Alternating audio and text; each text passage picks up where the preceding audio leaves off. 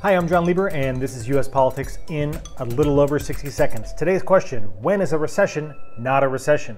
The Biden administration this week has spent an extraordinary amount of time refuting the notion that the U.S. economy is in a recession. Treasury Secretary Janet Yellen on Sunday pointed to strong job numbers and consumer spending as signals that the U.S. economy continues to grow. But plenty of analysts have started to question how strong and durable that growth is in the face of rising prices and Fed-induced interest rate hikes. Later this week, the government will release its estimate for second quarter economic growth. The first quarter data showed that the economy shrank by 1.5% as supply chain problems wreaked havoc on economic output. And some estimates of second quarter growth suggest there could be another quarter of contraction in the cards. There's a general rule of thumb that 2 quarters of negative growth mean that the U.S. economy is in a recession, but it is not a hard and fast rule.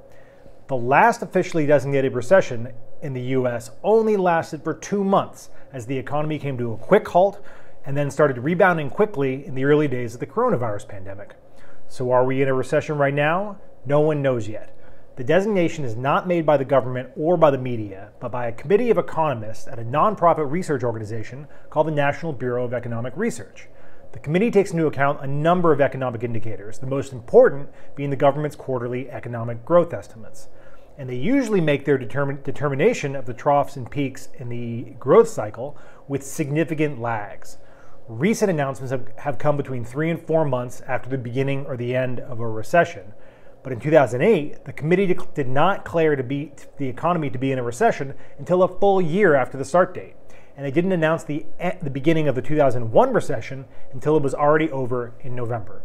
So why does this matter so much for the administration?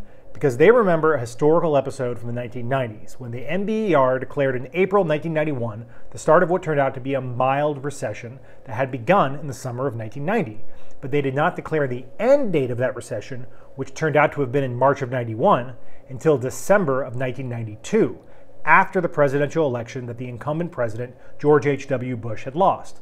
The perception of a weak economy hobbled President Bush, and so this White House wants to do everything it can to control the narrative around the economy, even if avoiding the R word won't change the facts on the ground that the public broadly thinks the economy is in the dumps, giving the president low approval for his handling of the economy and telling pollsters that the rising prices are weighing on their confidence in the economic outlook.